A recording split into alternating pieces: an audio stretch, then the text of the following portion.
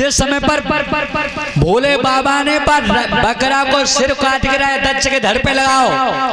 अब राय दक्ष भीतर तक चुप कहे वो चाहते, अब बोल वो चाहता है, वो बात तो निकली नहीं। और निकली का है कैसे? अरे अटल बम और बम देखी बम भाई बम लहरी। अटल बम और बम देखी बम देखी बम लहरी। अटल बम देखी बम और बम भाई बम लहरी। अटल बम और देखी बम देखी बम लहरी।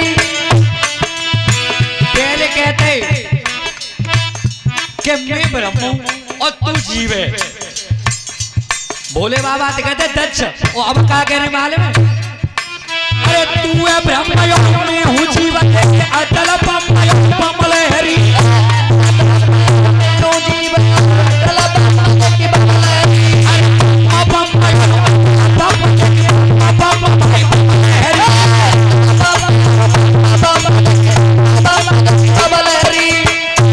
एकदम से जैसी राय दक्ष के सिर लगाओ बकरा को, सब बम्बई निकली में थे।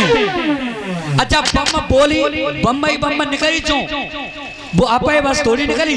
अब और कुछ निकलो ही नहीं, जो बकरा को सिर लग रहा डर तो मनुष्य को है। आज जो बम बोलते ना काबर लेके आवत है, ये सबसे पहले राय दक्ष के मौत निकली है। नई उम्र के बालक देखो तुम बस आए रहे कावर को, वो कावर लेके आ रहे बम बोलते हुए चले आवत है। और बहुत से कहा कह रहे रास्ता में देख सुनो अरे जी में कावर जी मान लिया तीसरी आ रही है, तीसरी कावर लेके आ रहे हो।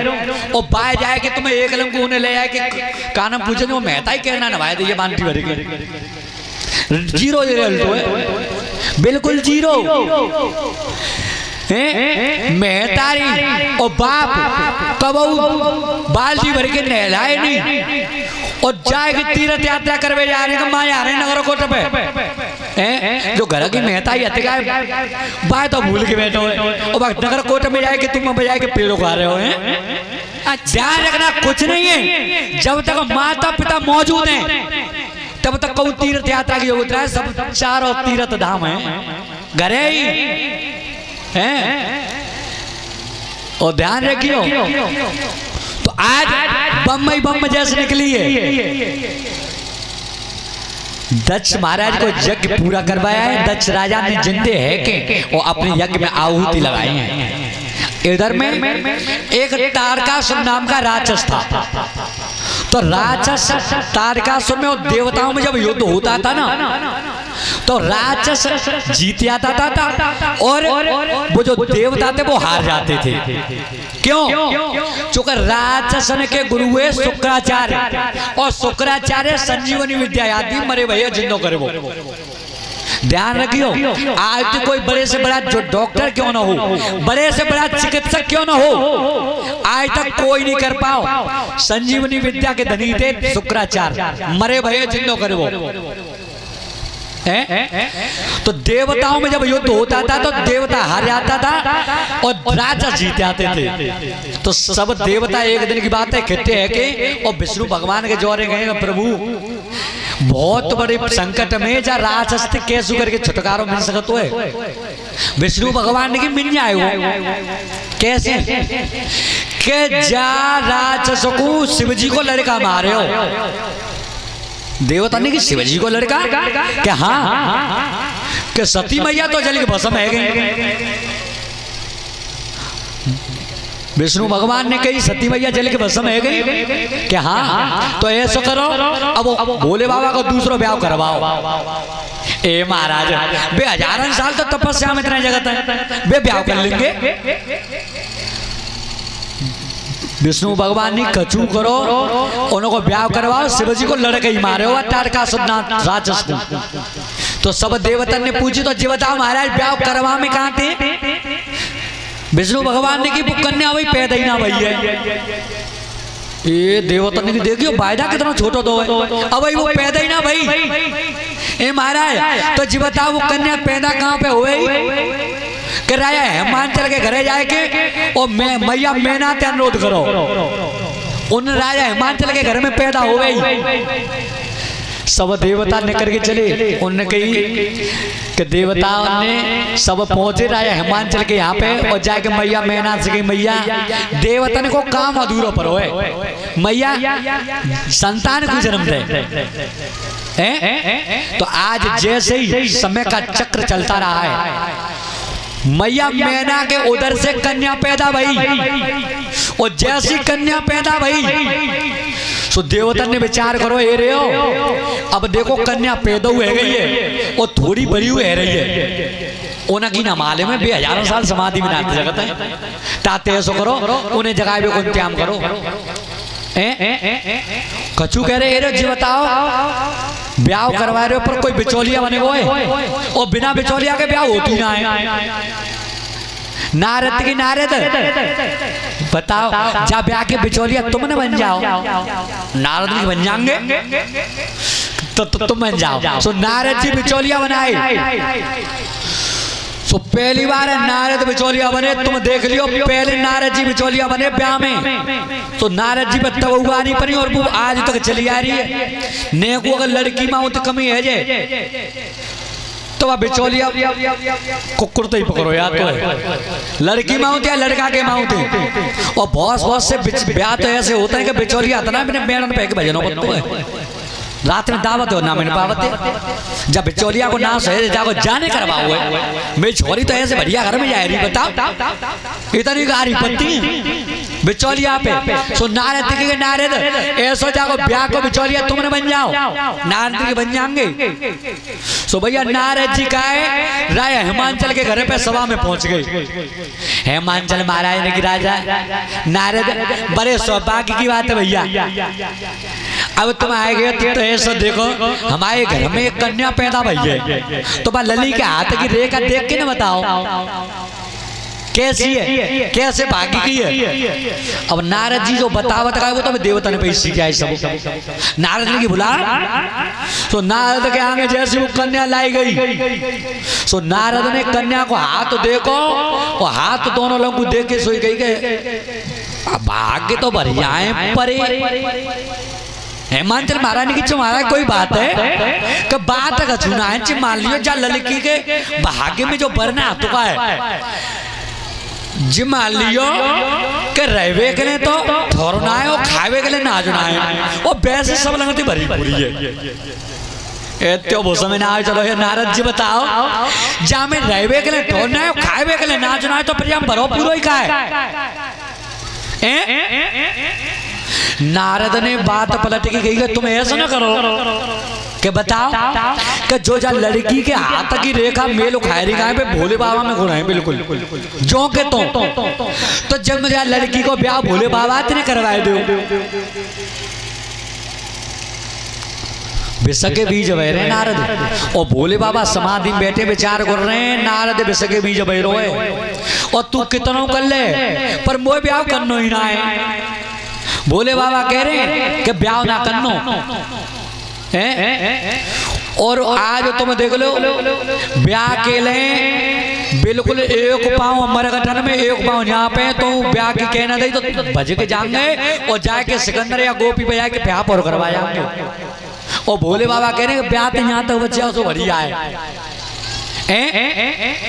तो ध्यान रखना अब देवतन से नारद जी ने राय हिमांचल टिके के महाराज जा लड़की के जो गुण दिखाए पे भोले बाबा ते मेलो खाए रहे महाराज तो भोले बाबा ब्याह कर लेंगे क्या। हाँ जब आते तुम मायू पर छोड़ दो और भोले बाबा कह रहे तू कितना कर ले नारद वो ब्याह ना करना समाधि में बैठे और नारद जी इतनी कह के चले आए। अब नारद जी तो चले आए अब भोले बाबा से समाधि में जगाए के लिए देवता ने विचार करो कि भैया आप बिना की मारे ना बेचा जगत तो जगाए कोई आप तो काऊ की हिम्मत नहीं भई है। तो कामदेव तैयार हुआ है। कामदेव 5 बाण लिए अपने तरकस में और कामदेव जब गया है और कामदेव ने जाकर के भोले बाबा की काया में बाण मारे हैं, संसार को भयभीत कर दिया कामदेव ने। संसार को जिस समय पर भयभीत किया है, भोले बाबा की काया में जाकर के बाण मारे, गिन गिन के 5 बाण छोड़े। कैसे?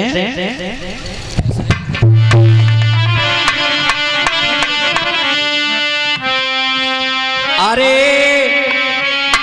छोड़े विषम विषिक और लागे,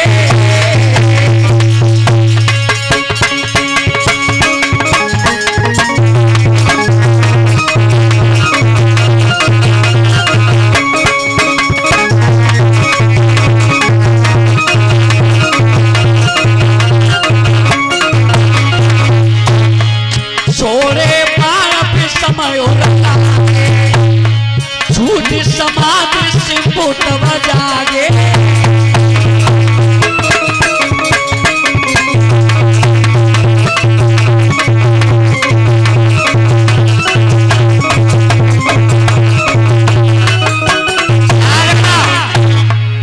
छोरे विषम विषिक और लागे, बार जब मारे कामदेव ने, सौरभ पल्लव मदन बिलो भय को पटा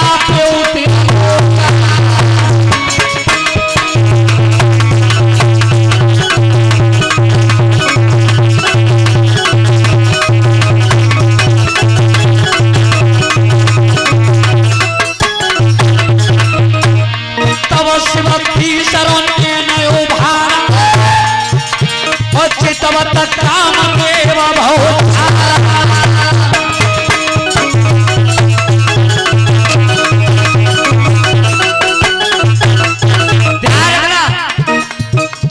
कामदेव ने भोले बाबा में तीर मारे, क्रोध के मारे भोले बाबा को 30 नेत्र खुलोए। कामदेव जल करके राख हो गया है देखते ही देखते। भैया ई समन छोड़ विशेष उन्हें न उभार सकल विशेष।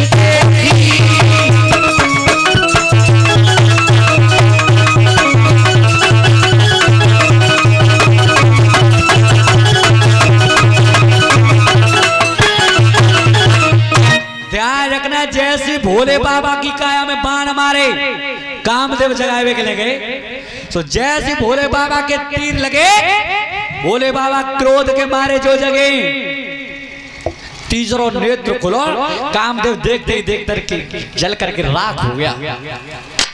अब कामदेव जल करके राख हुआ है।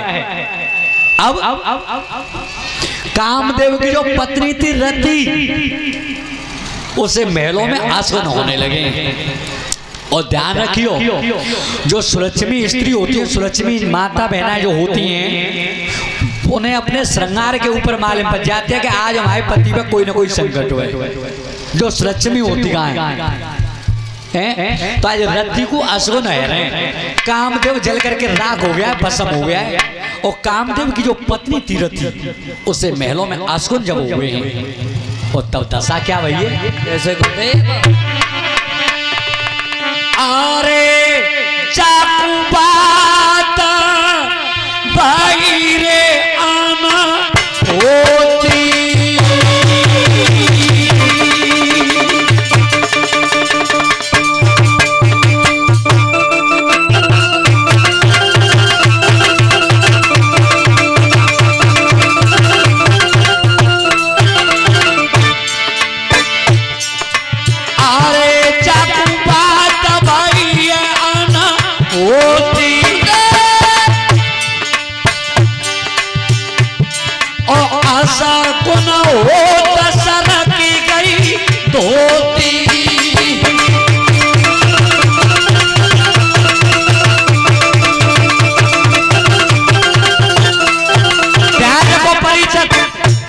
हमारे भारत की सभ्यता में, भारत की संस्कृति में, जे बड़ी बूढ़ी डोकरी बैठे हुए उन्हें पूछ लियो, पहले की माता बहना हती गाय उनकी सारी अगर सिर पे उतर जाती तो भाई पहले उसको नहाती पहलो।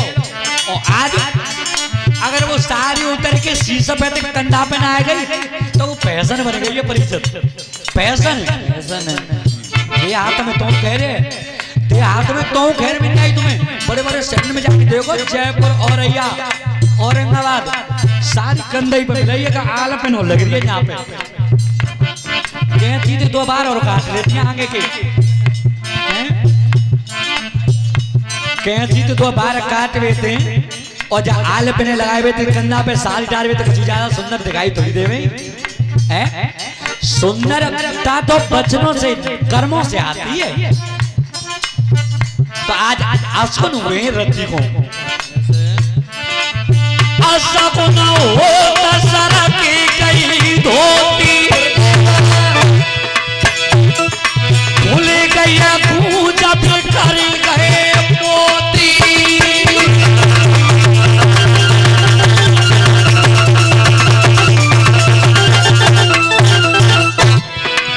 भूल गई पूजा भी कर गए मोती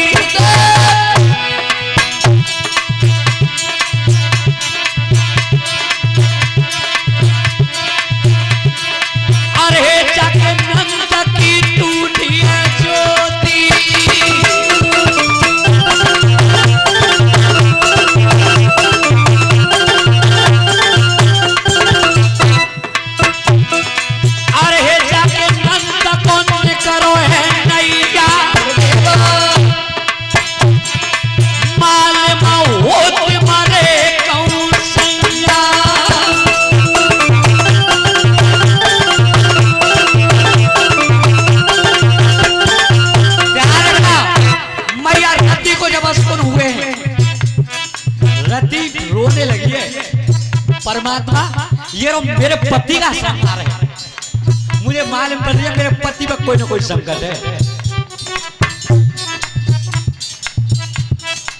असापना देखी फोटो पिलखानी और टपका तो कमल ने ते पानी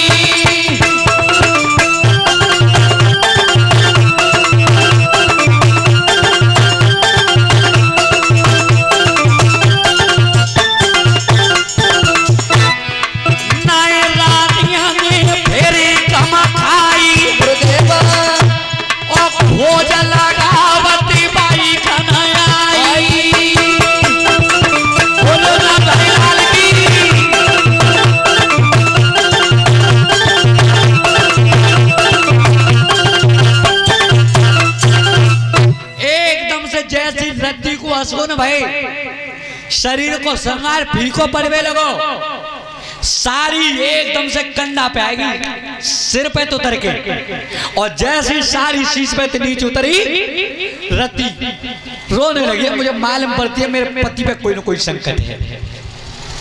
सुलक्षणी जो स्त्रियां होती हैं उन्हें पे श्रृंगार के ऊपर मालूम पड़ जाती है कि हमारे पति पे कोई ना कोई संकट है। आज रति निकल करके चली और जैसे रति निकल करके गई आज भोले बाबा बैठे थे जंगल में खोज करती हुई भोले बाबा के सामने पर पहुंची है। भोले बाबा ने जैसे आवाज दी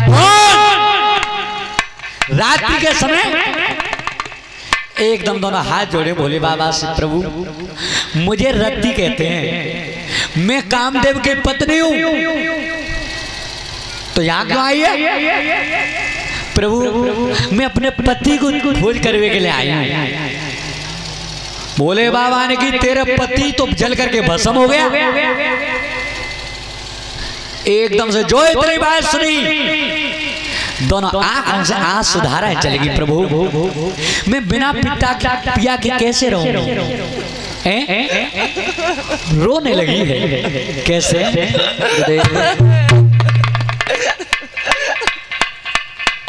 आज भैया दोनों नैनों से जब आंसू डाल करके रोने लगी है वो भोले बाबा ने कहा है देवी रो नहीं क्यों तेरा पति जल करके भस्म हो गया प्रभु मैं कैसे रहूंगी बगैर पति के। भोले बाबा ने कहा तेरा पति अब ही नहीं मिलेगा तो तेरा पति मिलेगा जब जदुवंश कृष्ण अवतारा हुई हरण महामहिभारा कृष्ण तनय होय पति तुम्हारा और झूठा होय न बचन हमारा जिस समय पर भगवान कृष्ण का अवतार होगा, कृष्ण का विवाह होगा, उनका जो पुत्र होगा, कृष्ण तनय हो पति तुम्हारा। तनय कहते हैं पुत्र से, ये पर्यायवाची शब्द है। तो कृष्ण का जो पुत्र होगा वो तुम्हारा पति होगा, लेकिन अभी नहीं मिलेगा। मिलेगा कब? ये हमारे गुरु महाराज सिंह जी बताते थे। कैसे गुरुदेव? अरे सवरो सतयुबी